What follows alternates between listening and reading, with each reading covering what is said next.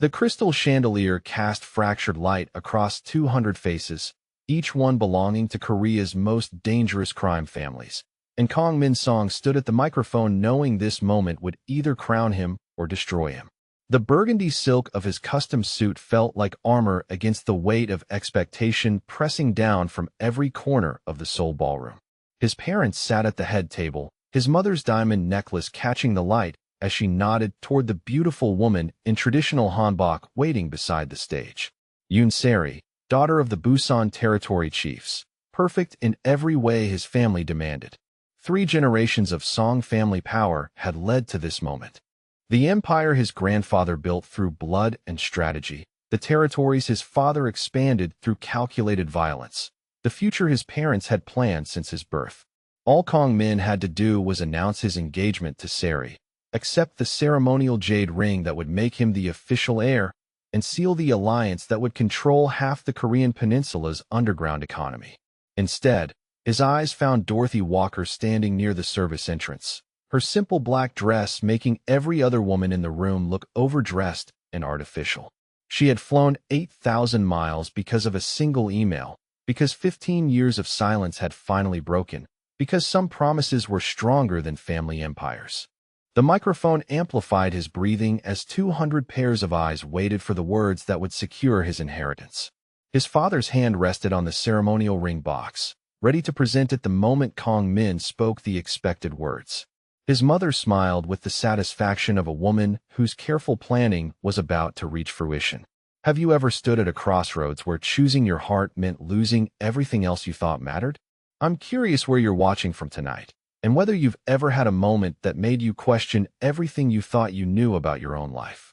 Kong Min's voice carried across the silent ballroom with the kind of clarity that comes from absolute certainty. I choose love over legacy. The words hit the room like a physical force, conversation stopping mid-sentence as his meaning became unmistakable.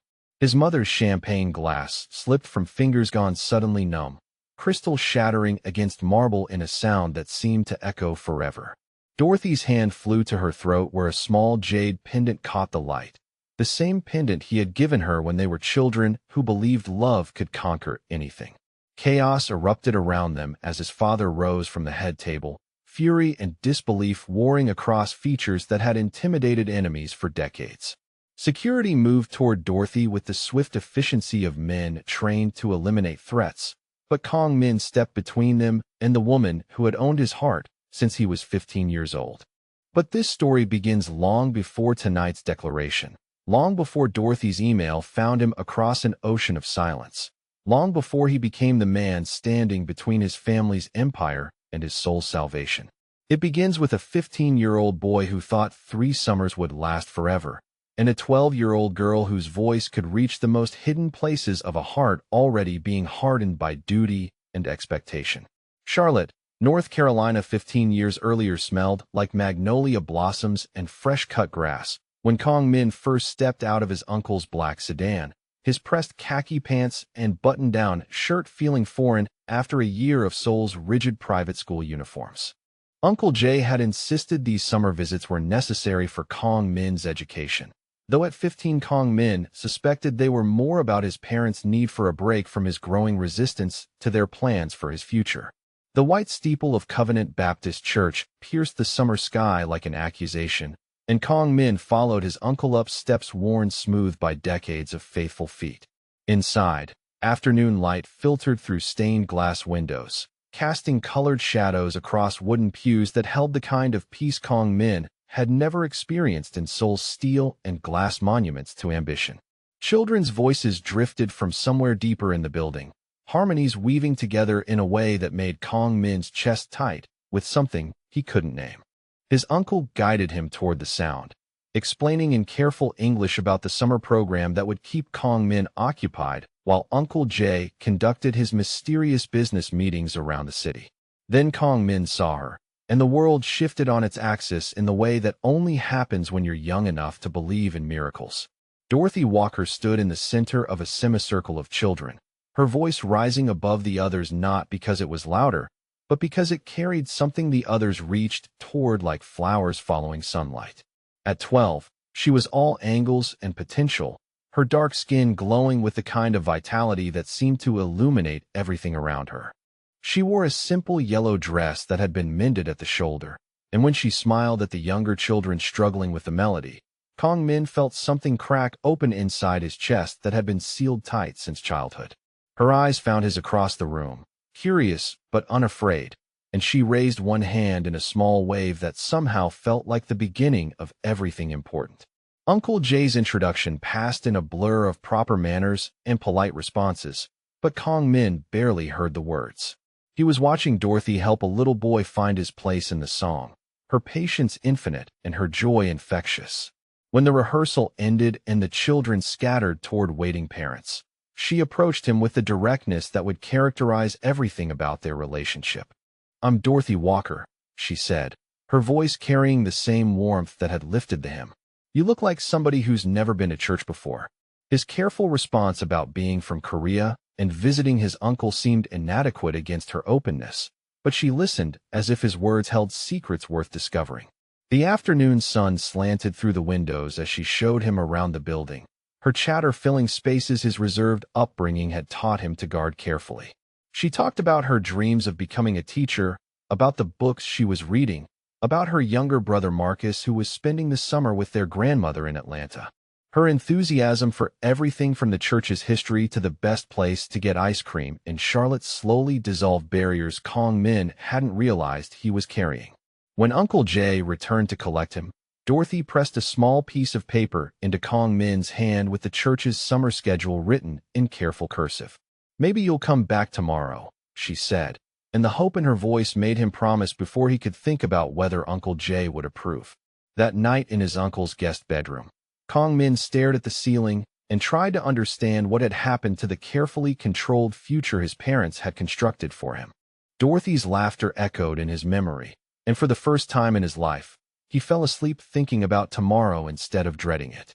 Summer became Kong Min's religion over the next 3 years, each June arrival in Charlotte marking not just escape from Seoul's suffocating expectations, but return to the only place where his heart could breathe freely.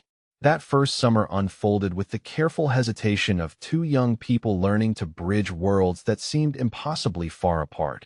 Dorothy's natural warmth slowly melting the reserve that Korean propriety had frozen around Kong Min's emotions.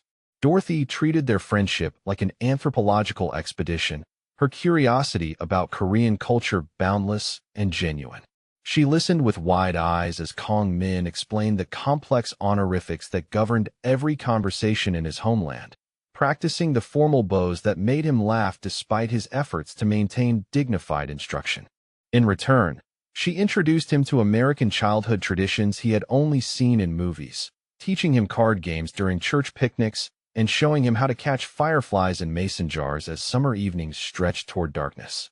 Uncle Jay watched these interactions with the careful attention of a man whose business required reading people's motivations, but Dorothy's innocence seemed to disarm even his professional suspicion. She asked Kong Min direct questions about his family's import business that would have sent adults scrambling for diplomatic answers, but her genuine interest in Korean trade relationships made Uncle Jay smile, despite himself. The church garden became their sanctuary, a small courtyard behind the main building where Dorothy's grandmother had planted roses decades earlier. Here they sat on a weathered wooden bench, Dorothy helping Kong Min with his English homework while he taught her to write her name in Hangul characters. Her fingers traced the Korean letters with the same reverence she showed when turning pages of her favorite books, and Kong Min found himself memorizing the way concentration made her bite her lower lip. Their conversations ranged from the profound to the ridiculous with the fearless exploration that only belongs to young people who haven't learned to guard their thoughts. Dorothy shared her dreams of teaching children in underserved communities, her voice passionate as she described schools where every student felt seen and valued. Kong Min found himself confessing his secret love for music composition, something he had never told his parents who viewed artistic pursuits as weakness incompatible with business leadership. When summer ended, the separation felt like physical pain.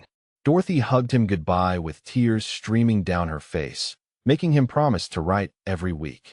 Kong Min returned to Seoul carrying the memory of her warmth like a talisman against the cold efficiency of his family's expectations, their letters becoming lifelines that connected two increasingly divergent worlds. The second summer arrived with Kong Min taller at 16, his voice deeper, and his awareness of Dorothy's transformation from child to young woman, creating complications he wasn't prepared to navigate. She was 13 now, still all energy and enthusiasm.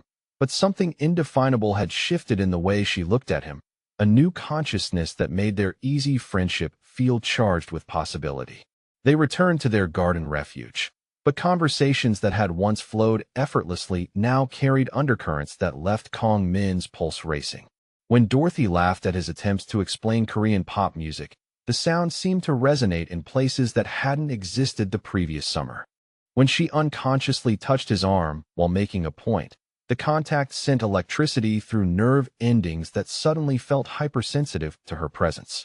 Uncle Jay's watchfulness intensified that second summer, his questions about Kong Min's activities becoming more pointed. Kong Min learned to deflect with careful honesty, describing the church programs and community service that filled his days without mentioning the hours spent talking with Dorothy about everything and nothing. He sensed his uncle's growing unease but couldn't bring himself to care about anything beyond Dorothy's smile and the way she said his name with an accent that made it sound like music.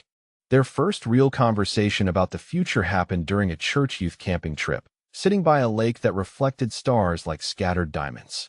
Dorothy talked about applying to education programs, her voice bright with determination as she outlined her plans to change the world one classroom at a time. Kong Min listened with growing dread, realizing that her dreams would carry her far from the predetermined path his parents had constructed for his own future. He confessed, then, about the pressure waiting for him in Seoul, the business expectations that felt like chains around his spirit. Dorothy listened without judgment, her hand finding his in the darkness as he described a life that seemed to belong to someone else entirely. She promised with the fierce conviction of 13 that they would find a way to make their dreams work together, that love could overcome any obstacle if it was strong enough and true enough. The third summer brought Kong Min back to Charlotte as a 17-year-old whose feelings for Dorothy had evolved far beyond childhood affection into something that kept him awake at night and made every moment away from her feel like punishment. Dorothy at 14 had grown into her features, her childhood angles softening into curves that made Kong Min acutely aware of every cultural taboo he was violating simply by looking at her the way his heart demanded. Uncle Jay's patience had worn thin, his warnings about maintaining proper distance becoming direct orders that Kong Min found increasingly impossible to obey. The business meetings that had once taken Uncle Jay away for hours now seemed rushed, as if he no longer trusted Kong Min to be left unsupervised for extended periods. Kong Min learned to be careful, to timing their meetings when Uncle Jay was most deeply involved in his mysterious negotiations around the city. Their relationship that third summer walked the delicate line between friendship and romance with all the intensity that first love deserves. Kong Min found excuses to touch Dorothy's hand when helping her down from playground equipment, the contact brief but electric. Dorothy began saving the seat beside her during church services, their shoulders touching throughout the sermons as Kong Min struggled to focus on anything beyond her presence. The evening everything changed started like so many others, with Dorothy showing Kong Min the church bell tower she had discovered during one of her explorations. They climbed narrow wooden stairs that creaked with age, emerging onto a small platform that overlooked the entire neighborhood. The sunset painted Charlotte in shades of gold and amber, and Dorothy stood close enough that Kong Min could smell the vanilla lotion she favored. She turned to face him as church bells began their evening call to prayer, the sound surrounding them like a benediction. Her eyes held questions that matched the ones racing through his heart, and when she whispered his name it sounded like permission. Their first kiss was tentative, a gentle exploration that lasted only seconds but felt like stepping across a threshold that could never be uncrossed. In the weeks that followed, they created a private world of stolen moments and whispered promises. Kong Min gave Dorothy his grandmother's jade pendant, a delicate piece that had belonged to 3 generations of Song women and would have scandalized his family if they knew it now rested against Dorothy's heart. In return, Dorothy presented him with a bookmark she had crafted herself, laminated paper decorated with pressed flowers from the church garden, and inscribed with a Bible verse about love enduring all things. Their final night of that third summer felt weighted with the knowledge that everything was about to change. They sat in their garden refuge long after curfew should have separated them, Dorothy's head resting against Kong Min's shoulder as they made promises that felt sacred despite their impossibility. Kong Min swore he would find a way back to her once he was old enough to make his own choices, that he would build a life that could include both his heritage and his heart. Dorothy promised to wait for him no matter how long it took, her fingers tracing the jade pendant as she spoke the words that would sustain Kong Min through years of separation. They sealed their covenant with kisses that tasted like tears and desperate hope, neither of them understanding that Uncle Jay was already planning the conversation that would end their summers forever. When Kong Min returned to his uncle's house that night, he found Uncle Jay waiting in the living room with an expression that left no room for excuses or explanations.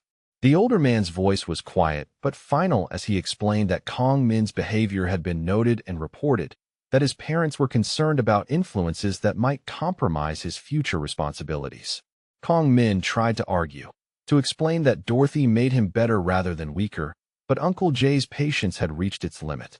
The flights back to Seoul were already booked for the following morning, and there would be no more summers in Charlotte, no more American churches, no more garden conversations that threatened to derail the Song family's carefully constructed plans for their heir's development.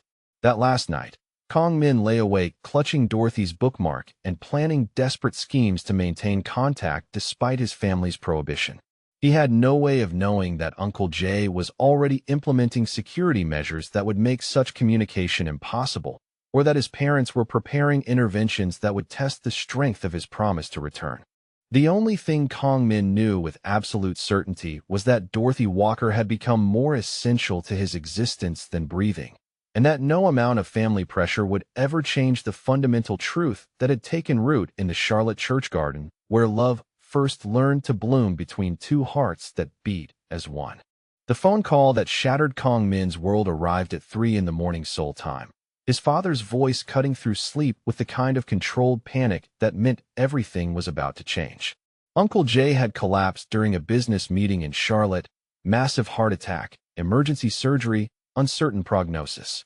Kong Min needed to return to Korea immediately. No arguments, no delays. The family jet was already being prepared. Kong Min's hands shook as he threw clothes into a suitcase, his mind racing with desperate calculations about how to contact Dorothy before disappearing across an ocean.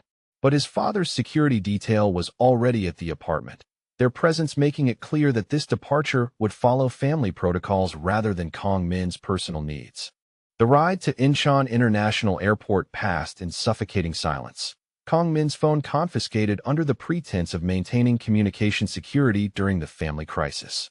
He promised himself this separation would be temporary, that once Uncle Jay recovered or family business was settled, he could return to Charlotte and Dorothy.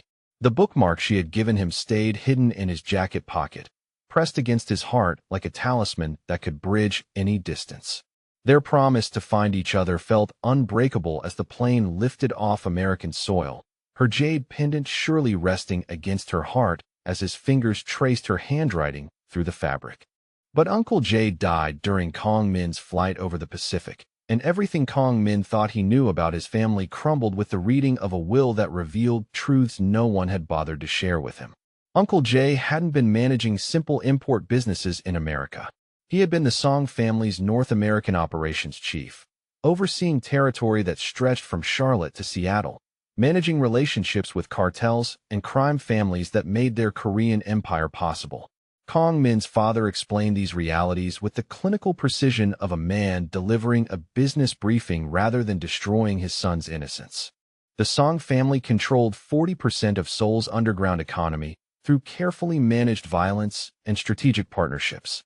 Uncle Jay's death left a power vacuum that rival families would exploit unless Kong Min stepped into his inherited role immediately and completely. The next morning brought Kong Min's formal introduction to the family conference room, where 3 generations of Song power made decisions that shaped lives and ended them.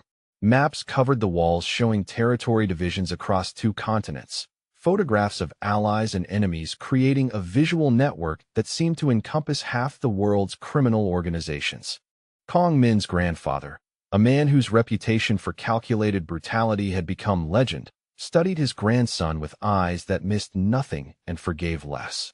"Your American phase is over forever," Kong Min's father announced to the room full of uncles and advisors who had gathered to assess the family's newest asset.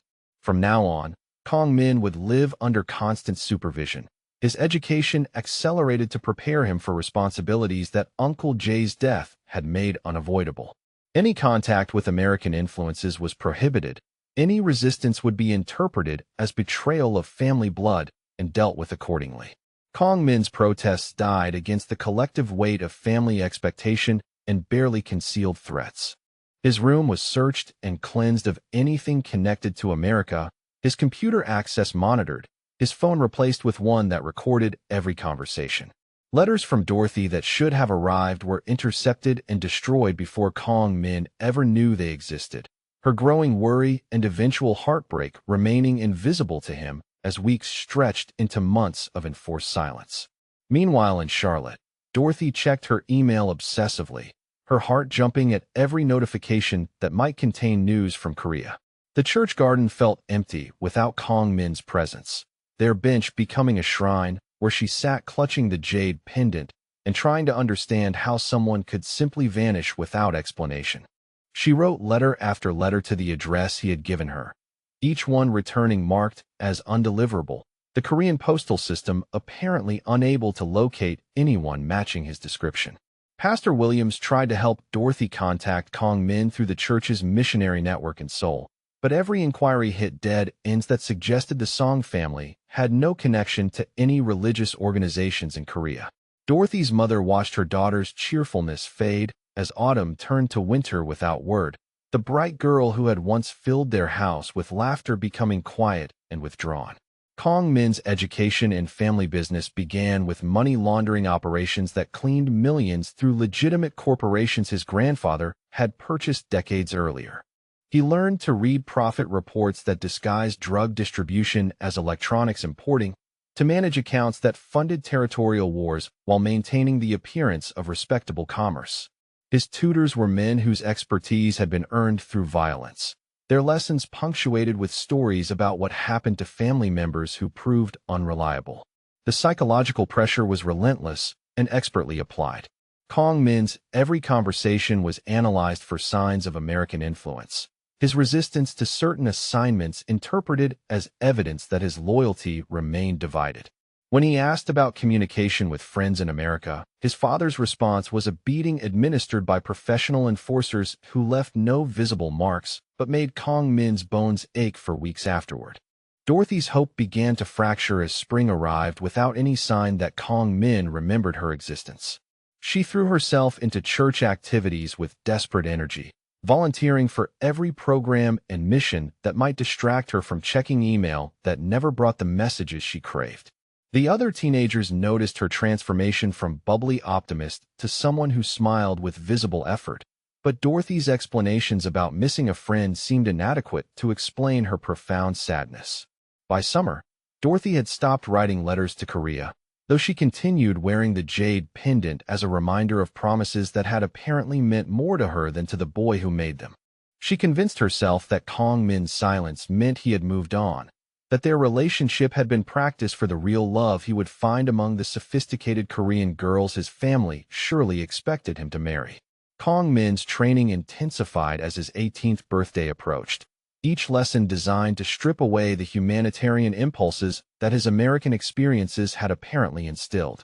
He learned to authorize violence with clinical detachment, to make decisions that protected Song family interests regardless of collateral damage to innocent people. The bookmark Dorothy had given him remained hidden in a secret compartment of his dresser, the only trace of Charlotte that survived his parents' systematic purging of American influences. The transformation was gradual but inexorable, Kong Min's natural compassion buried beneath layers of strategic thinking and emotional armor that made survival possible in a world where weakness meant death. His face learned to show nothing when associates described their methods for extracting information from rivals. His hands stopped shaking when signing orders that would ruin families whose only crime was competing with Song interests. Yet late at night in his secured bedroom, Kong Min would trace Dorothy's handwriting on the bookmark and whisper prayers she had taught him to a god his family insisted was weakness incarnate.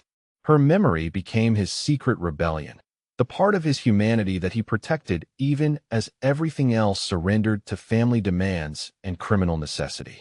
Dorothy eventually learned to function without the constant ache of waiting. Though the jade pendant never left her neck and her dreams continued featuring a boy whose voice she could no longer clearly remember, but whose absence had carved permanent hollows in her heart. She dated occasionally during her senior year of high school, but every young man felt like a pale imitation of the connection she had lost. Both Dorothy and Kong Min built new lives on foundations of carefully managed grief, neither understanding that their separation had been orchestrated by forces beyond their control, or that the love they believed was ending was actually being preserved like seeds waiting for spring. The years ahead would test whether promises made in church gardens could survive the weight of criminal empires and broken hearts, whether two souls could find each other again across oceans of silence and betrayal. Kong Min Song at 32 controlled more territory than any Song family leader before him, his empire spanning 3 Korean cities and generating enough revenue to fund small nations. Yet he sat alone in his Seoul penthouse every night wondering why success felt like elaborate punishment. The floor-to-ceiling windows overlooking the Han River reflected a man who had mastered every aspect of criminal leadership except the art of wanting any of it for himself. His reputation for unusual mercy puzzled associates who had expected Uncle Jay's heir to embrace the family tradition of settling disputes through maximum violence. Instead, Kong Min found creative solutions that preserved Song interests while minimizing casualties, his negotiation skills becoming legendary among families who had grown accustomed to resolving conflicts through bloodshed. Some attributed this approach to strategic brilliance, but Kong Min knew the truth was simpler and more dangerous to admit. Dorothy Walker had left fingerprints on his conscience that 15 years of criminal education couldn't erase. Every decision that preserved someone's life instead of ending it felt like honoring the girl who had taught him that human dignity was sacred. That power meant nothing without compassion to guide it. Her voice echoed in his memory during family meetings where associates recommended eliminating rivals. Her childhood wisdom about treating others as precious somehow surviving in a world that treated people as disposable. The women his parents arranged for him to meet were flawless by every conventional measure, daughters of allied crime families who understood the requirements of their world and asked no uncomfortable questions about the source of Song wealth.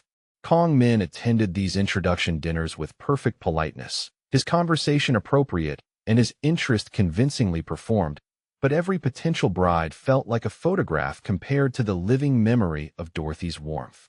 Late at night, when his security detail assumed he was sleeping, Kong Min would activate the sound system in his private office and play the hymn Dorothy used to sing during children's choir practice.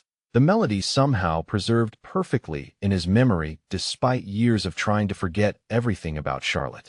He would close his eyes and remember the way she looked conducting younger children through difficult harmonies, her patience infinite and her joy infectious enough to reach across 15 years and an ocean of separation. His subordinates learned not to schedule meetings during these private hours, though none of them understood why their normally accessible leader became unreachable between 11 and midnight every evening. Kong Min told himself this ritual was weakness that dishonored his family's trust, but he couldn't bring himself to stop the only practice that made his success feel bearable rather than hollow. 8,000 miles away in Los Angeles, Dorothy Walker had built a teaching career that her colleagues described with words like transformative and inspirational, her third-grade classroom becoming a sanctuary where children from difficult backgrounds learned to believe in their own potential. She poured the love she had never been allowed to give Kong Min into 28 students each year, her dedication earning recognition from administrators who couldn't quite understand what made her methods so effective. But Dorothy's personal life remained a series of good men who couldn't quite reach the places in her heart that still belonged to a memory she was embarrassed to admit she cherished. David Martinez, the social worker who shared her passion for helping underserved communities, proposed after 2 years of what everyone agreed was a perfect relationship. Dorothy said yes because refusing seemed impossible to justify, then broke the engagement 3 weeks later because wearing his ring felt like betraying promises she had made in a church garden when she was 14. Her mother worried about Dorothy's pattern of ending promising relationships for reasons she couldn't articulate clearly, the explanations about not feeling ready or needing more time wearing thin as Dorothy approached 30 with no signs of settling down. Dorothy herself didn't understand why successful, attractive, kind men felt incomplete compared to memories of a teenage boy whose face she could barely remember but whose absence had shaped every major decision of her adult life. Before making any important choice, Dorothy would unconsciously touch the jade pendant that still rested against her heart, the gesture so automatic she rarely noticed performing it. Colleagues attributed her thoughtful decision-making to careful consideration, but Dorothy knew the truth was both simpler and more complicated than professional deliberation. Some part of her was still checking with Kong Min before committing to anything permanent, still honoring their promise to include each other in the future even though logic insisted that future had died with his silence. Kong Min's parents had abandoned subtlety by his 30th birthday, their pressure to marry and produce heirs becoming daily conversations that tested his patience and their authority. Every family gathering featured new candidates for his consideration, each introduction accompanied by detailed explanations of how the proposed alliance would benefit Song interests. His resistance frustrated parents who had watched him excel at every other aspect of family leadership, while seemingly failing to understand that marriage was a business transaction rather than romantic indulgence. The irony wasn't lost on Kong Min that he controlled millions of dollars and commanded the loyalty of hundreds of dangerous men, yet couldn't bring himself to marry women who would have been grateful for the privilege of becoming Song family wives. His heart remained frozen at 17, incapable of moving forward or backward, trapped in amber like an insect preserved at the moment of its destruction. Dorothy's dating experiences followed predictable patterns that her friends learned to recognize and dread. Promising beginnings would develop into comfortable relationships that seemed destined for marriage. Then Dorothy would find increasingly creative reasons why the timing wasn't right or the connection wasn't quite what she needed.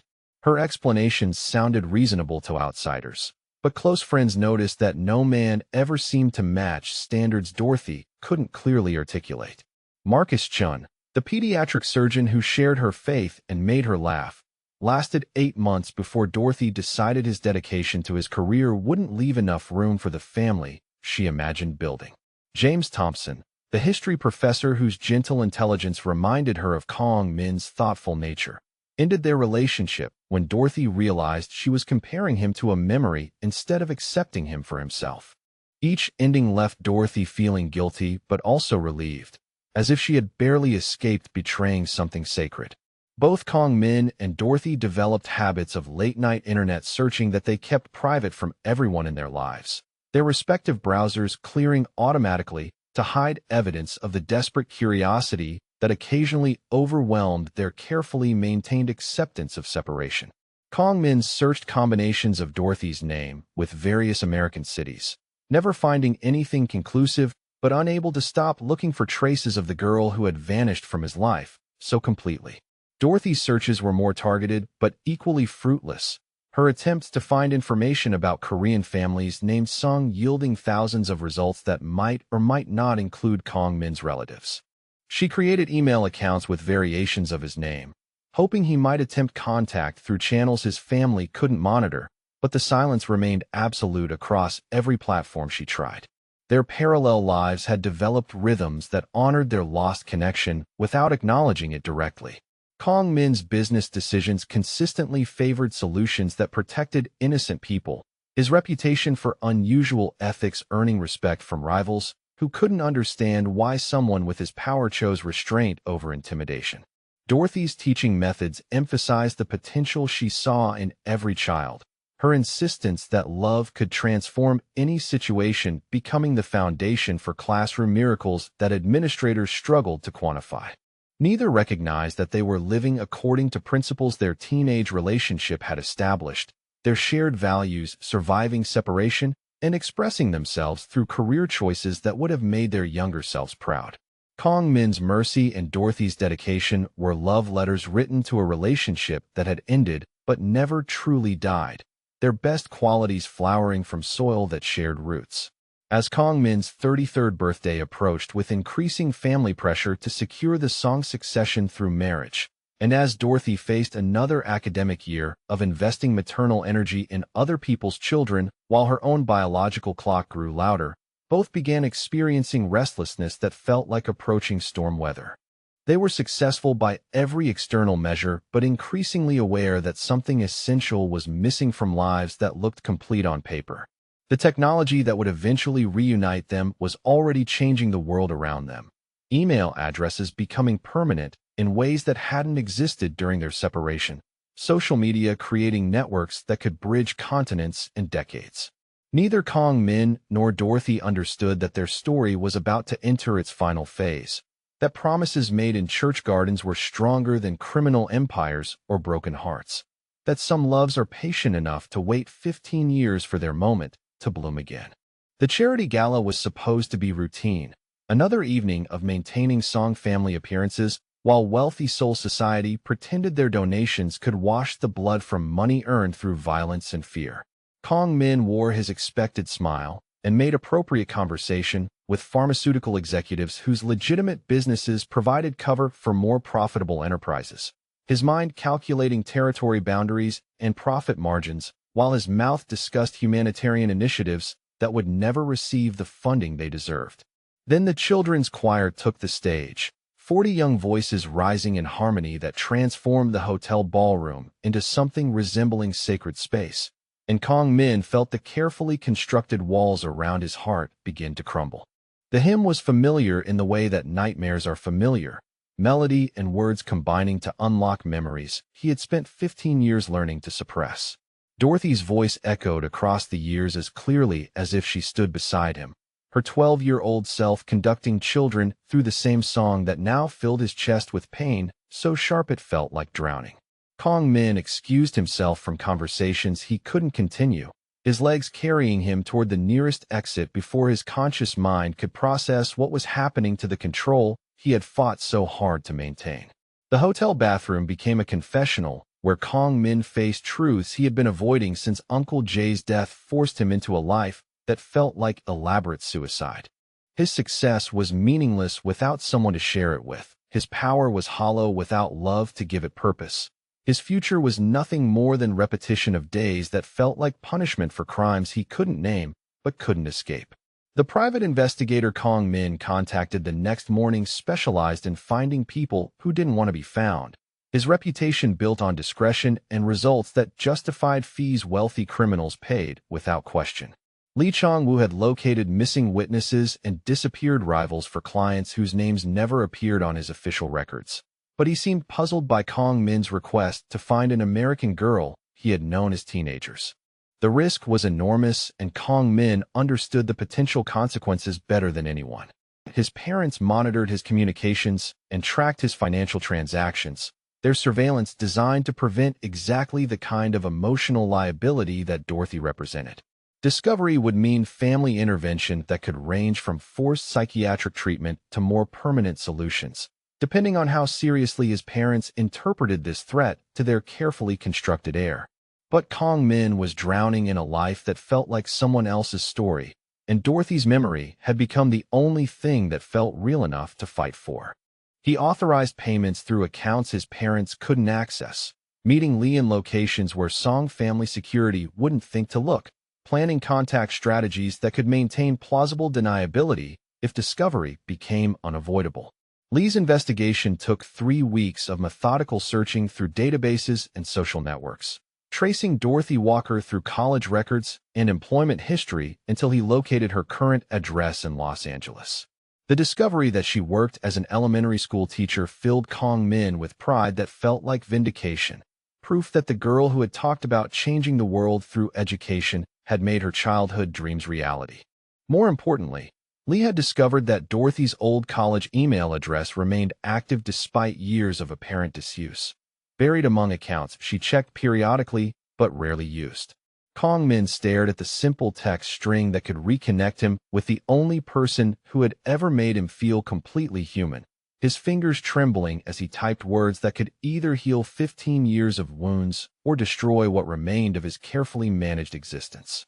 Do you still have the jade pendant? The bookmark remembers you every day.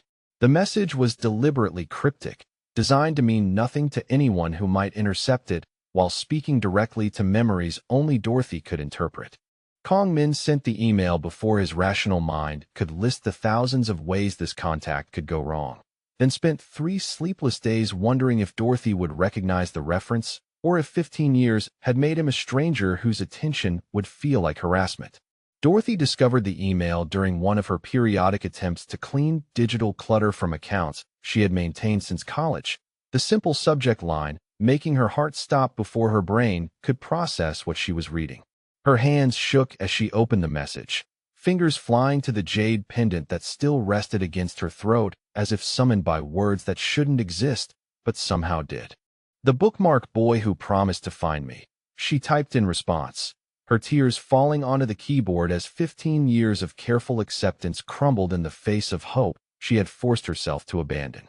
"I never stopped waiting, though I learned to pretend I had." Kong Min's reply arrived within hours, his words carrying the weight of longing that had survived criminal education and family pressure and years of trying to become someone Dorothy wouldn't recognize. "I built an empire, but forgot to build a life. Can you forgive 15 years of silence that was never my choice?" Their email correspondence over the following week rebuilt intimacy with the careful urgency of people who understood how easily connection could disappear again.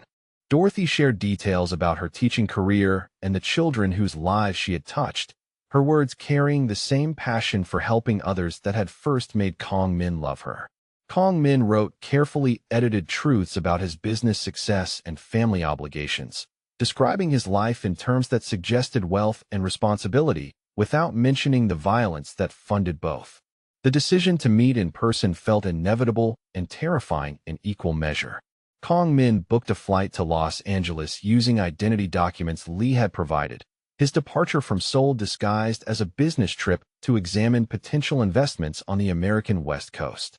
Dorothy arranged 3 days off work with explanations about family obligations that weren't technically lies, since Kong Min had become family in ways that transcended blood or legal recognition. Los Angeles International Airport at sunset looked like something from the movies Kong Min had watched as a teenager, California light painting everything gold as he searched arriving passengers for a face his heart would recognize, even if his eyes couldn't. 15 years had changed Dorothy from girl to woman, but her smile carried the same warmth that had first broken through his reserve in Charlotte Church Gardens that felt like lifetime ago. They stood 3 feet apart for endless seconds, both afraid that movement might shatter the moment like fragile glass, before Dorothy whispered his name with wonder that made Kong Min's chest tight with emotions he had forgotten he could feel. Their first hug lasted long enough for other passengers to navigate around them, 15 years of separation dissolving in contact that felt like coming home to a country he hadn't realized he missed. The drive from the airport to Dorothy's apartment filled with conversation that jumped between past and present, their voices overlapping with excitement as they tried to compress years of experience into hours of explanation. Kong Min marveled at how Dorothy's laugh had deepened but not changed, how her gestures remained familiar despite the confidence that adulthood had added to her presence. Dorothy studied Kong Min's profile as he navigated traffic, noting how his teenage features had sharpened into striking handsomeness that success and authority had refined but not hardened. Dorothy's neighborhood surprised Kong Min with its orderly middle-class comfort, tree-lined streets and modest homes that spoke of earned prosperity rather than inherited wealth. Her apartment was decorated with student artwork and photographs from school events, every surface telling stories about children whose lives she had touched and changed. Kong Min felt overwhelming gratitude that Dorothy had become exactly who she had promised to be, that the world had been kind enough to let her dreams flourish. They talked until dawn that first night, sitting on Dorothy's couch with careful distance between them as they rebuilt familiarity that felt both natural and fragile. Dorothy made tea while Kong Min examined the bookmark she had retrieved from a jewelry box where it had been preserved like a relic, his own handwriting somehow surviving 15 years of storage in California heat and humidity. The 3 days that followed felt like concentrated lifetime, their connection deepening with every shared meal and conversation that reminded them why they had promised to find each other again. Kong Min took Dorothy to places she had only seen in tourist guides, his resources allowing access to experiences that felt magical partly because of their exclusivity and partly because they were shared with someone whose wonder made everything seem new.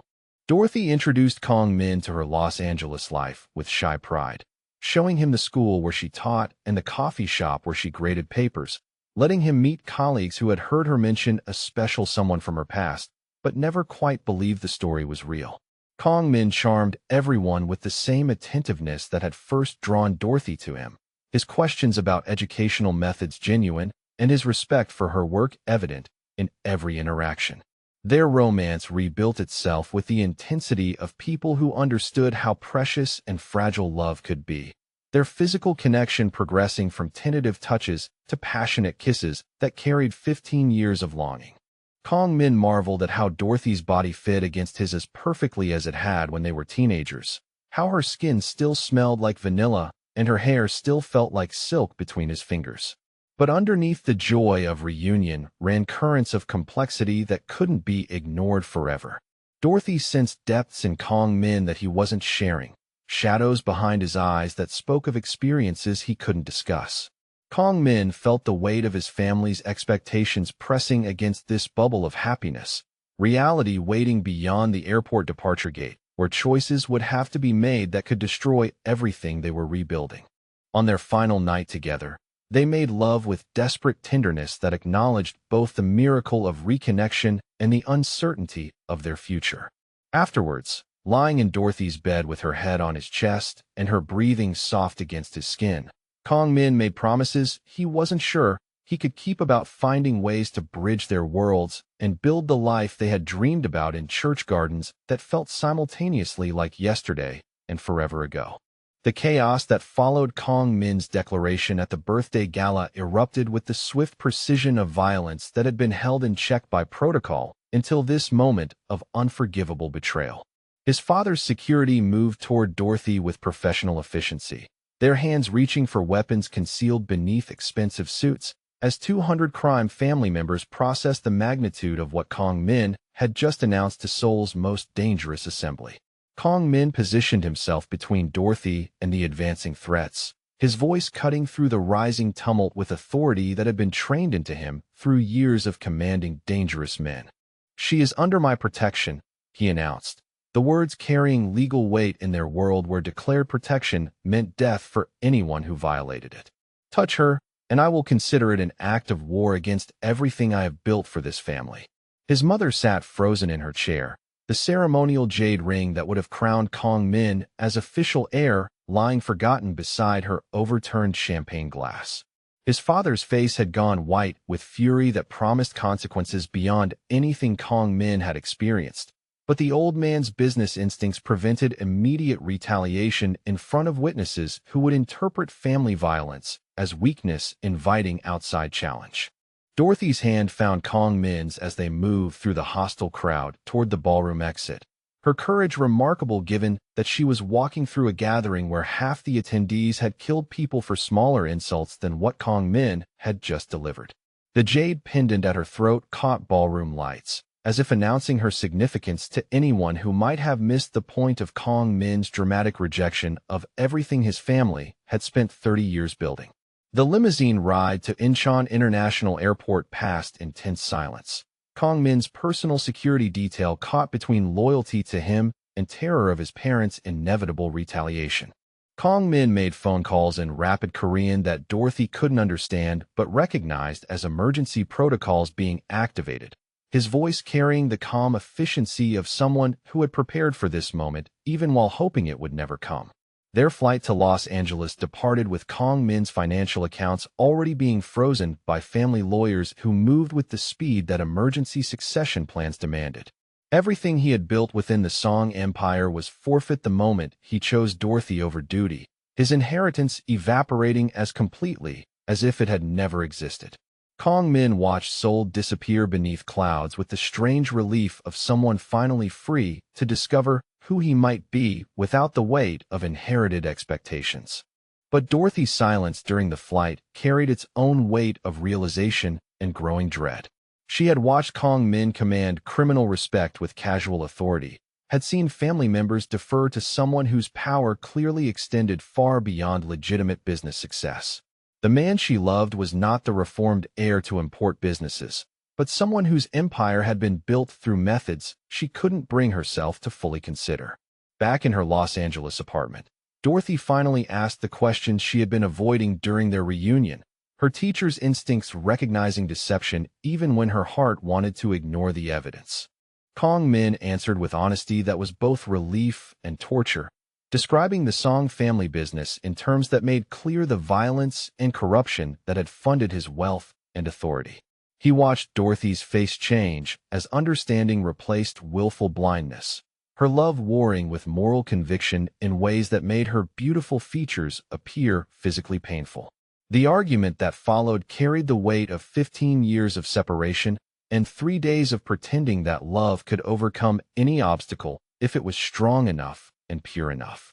Dorothy accused Kong Min of lying about who he was, of making her complicit in crimes she would never have accepted if she had understood their reality. Kong Min defended himself with desperate logic about inherited obligations and family survival, his explanations sounding hollow even to his own ears when measured against Dorothy's ethical standards. "I won't be the reason you lose everything you've worked for," Dorothy finally whispered, tears streaming down her face as she made the decision that felt like cutting out her own heart. "I love you too much to destroy your life, and I respect myself too much to pretend I can live with money earned through other people's suffering. You need to go back to Korea and repair what you broke. Your family needs you, and I need to be someone I can respect." Kong Min's protests died against Dorothy's quiet determination, her decision made with the same moral courage that had first drawn him to her in Charlotte church gardens that felt like another lifetime. She returned his grandmother's jade pendant with ceremony that felt like funeral rites, pressing the delicate piece into his palm while her fingers traced his face as if memorizing features she would never see again. The flight back to Seoul felt like traveling toward his own execution, Kong Min's return to family territory accomplished without fanfare or forgiveness.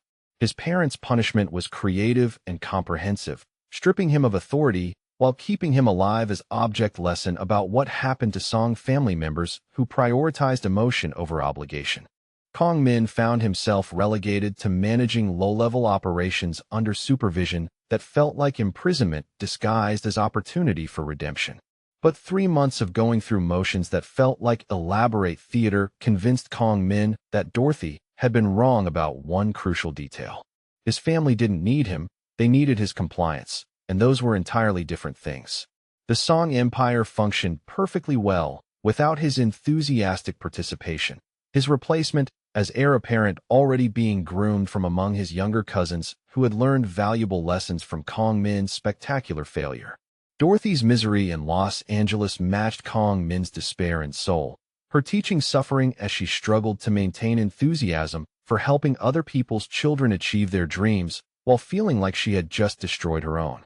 Colleagues noticed her distraction and loss of appetite, her usual classroom energy replaced by mechanical competence that got the job done without inspiring anyone. The email that changed everything arrived on a Tuesday evening when Dorothy was grading multiplication worksheets and trying to convince herself that routine could eventually heal the wound of choosing duty over love. Kong Min's message was simple and devastating in its honesty. "I gave up an empire I never wanted for love I couldn't live without. The only question now is whether you'll let me build something better with the only person who ever made me feel human." Dorothy's response took 6 hours to compose and delete and rewrite, her certainty about moral absolutes crumbling against the reality that she was no happier without Kong Min than she would have been with blood money funding their romance. "The life I want to build has nothing to do with your family's business," she finally typed. "But it has everything to do with the man who gave up everything to prove love matters more than inheritance." Kong Min's return to Los Angeles was accomplished with nothing but a passport and bank account containing money he had earned through legitimate investments his family couldn't touch. Dorothy met him at the same airport where they had reunited months earlier, her teacher's salary suddenly feeling like vast wealth compared to the empire he had abandoned for the privilege of loving her freely. Sometimes love means making impossible choices that test everything you believe about sacrifice and compromise, and what you're willing to give up for the person who matters more than anything else in the world. Have you ever had to choose between love and family expectations, between your heart and the life other people planned for you? Share your story in the comments below, because these decisions shape us in ways we never expect. Their wedding took place in the same Charlotte church where they had first met, Pastor Williams officiating despite his amazement that the teenage romance he had watched develop across 3 summers had somehow survived 15 years of separation and criminal family interference. Dorothy walked down the aisle wearing a simple dress that cost less than the flowers at Kong Min's rejected birthday gala, but her smile carried more joy than all the wealth his family had controlled. Kong Min's parents eventually traveled to America for the grudging reconciliation that family loyalty demanded, their acceptance of Dorothy gradual but genuine as they realized their former heir was happier teaching immigrant children English than he had ever been managing criminal territories. The Song Empire adapted to Kong Min's absence with the resilience that had kept their family powerful for 3 generations, though his reputation for unusual mercy became legend among Korean crime families who still spoke his name with something approaching reverence. The teaching academy Kong Min and Dorothy built together focused on helping Korean immigrant children bridge cultural gaps while maintaining connection to their heritage, their programs funded through Kong Min's legitimate business ventures and Dorothy's educational expertise. Students learned that success could be measured in lives touched rather than territories controlled, that real power came from lifting others rather than dominating them. Their own children grew up bilingual and bicultural, playing in the same church garden where their parents had first promised to love each other forever. Kong Min taught them to write their names in Hangul, while Dorothy showed them how to press flowers for bookmarks, family traditions blending as naturally as love conquers fear when given the chance to flourish without interference. On quiet evenings when their responsibilities were completed and their children were sleeping peacefully in beds that would never know the fear Kong Min had grown up with, Dorothy would rest her head against Kong Min's shoulder while he played the hymn that had brought him back to her across 15 years of silence. Their love had survived criminal families and cultural barriers and the weight of choosing between duty and desire, proving that promises made in church gardens by children who believe in forever sometimes create the strongest foundations for adults who understand the true cost of commitment. The jade pendant Dorothy wore again rested against her heart, beside a simple gold wedding band, both pieces carrying the weight of love that had refused to die despite every attempt by circumstances to destroy it. Kong Min's bookmark remained pressed between the pages of their family Bible, Dorothy's handwriting still legible after all these years, the flower she had pressed still holding traces of color that reminded them both that some beautiful things endure no matter how many storms they weather. Their story became legend in both Charlotte and Seoul, proof that love could indeed conquer empires when it was patient enough to wait for the right moment and strong enough to choose sacrifice over safety. Kong Min never regretted the wealth he had abandoned or the power he had relinquished, because Dorothy's laughter filling their home was worth more than any inheritance his family could have provided.